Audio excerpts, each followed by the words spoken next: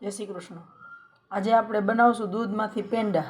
એના માટે જોશે 1 લીટર દૂધ છે, કાચું લીધું છે, ગરમ કરેલ નથી। જો ગરમ હોય તો મલાઈ કાઢી નાખવાની, પણ એને ઉકાળવું બહુ પડશે, એટલે ડબલ ફેટનું ઘાટું દૂધ લેવાનું છે 1 લીટર। 80 ગ્રામ ખાંડ, એમને વાટકીમાં જોઈએ તો પોણી વાટકી, અને 10-12 નંગ પિસ્તા છે। ગેસ ચાલુ કરીને દૂધને ગરમ મૂકી દેશું। દૂધ ગરમ મૂકી દીધું છે, ઉકળે થોડુંક પછી ખાંડ નાખશું એમાં।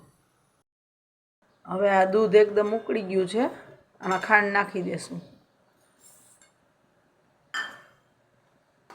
પછી એકદમ ઉકાળી લેશું। હજી ઉકળવા જ દેવાનું છે આને,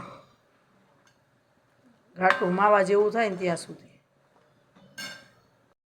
જો આવી રીતે મલાઈ વળશે એ અંદર અંદર લેતી જવાની છે। આપણે રબડી બાસુંદીમાં કેમ અંદર પાછી જવા દે, સાઈડમાં મલાઈ થશે આવી રીતે।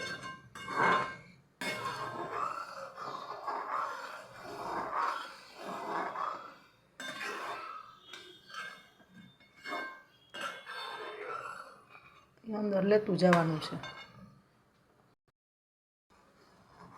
જો આ એકદમ ઘાટું થઈ ગયું છે। જો હજી આ સાઈડમાં બધું છે એ અંદર જવા દેવાનું, આવી રીતે હજી ઘટ કરવાનું છે આને।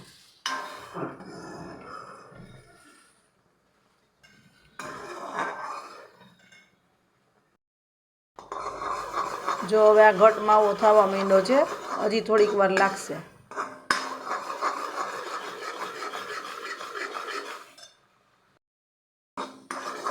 જો હવે આપણો માવો રેડી છે, પ્લેટમાં કાઢી લેશું અને ઠંડો પાડી લેશું। બસ આવું જ કરવાનું છે। જો ન ખ્યાલ આવે તો થોડુંક ગોળી જેટલું નીચે એમાં મૂકીને ઠંડુ પાણીને ગોળી વાળીને જોઈ લેવાનું કે બરોબર થઈ ગયો ને, પેંડા વળી જશે ને। હવે ઠંડો પાડી લેશું। હવે આ માવો ઠંડો પડી ગયો છે, એના મસળીને પેંડા વાળી લેશું સરસ।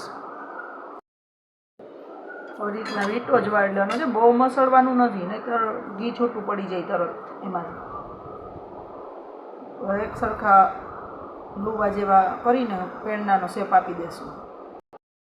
જો આ પેંડા વાળી લીધા છે, હવે એમાં વચ્ચે ખાડો કરી આવી રીતે, અને આ પિસ્તા છે ખમણેલા એ મૂકી દેશું।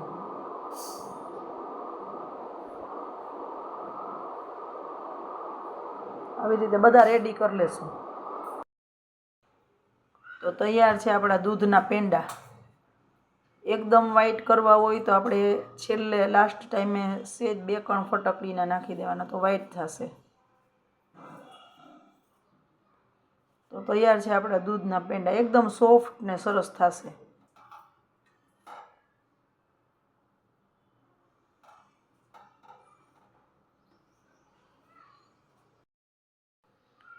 જો મારી રેસીપી તમને ગમતી હોય ને તો લાઈક શેર કરજો, સબસ્ક્રાઈબ કરજો। જય શ્રી કૃષ્ણ।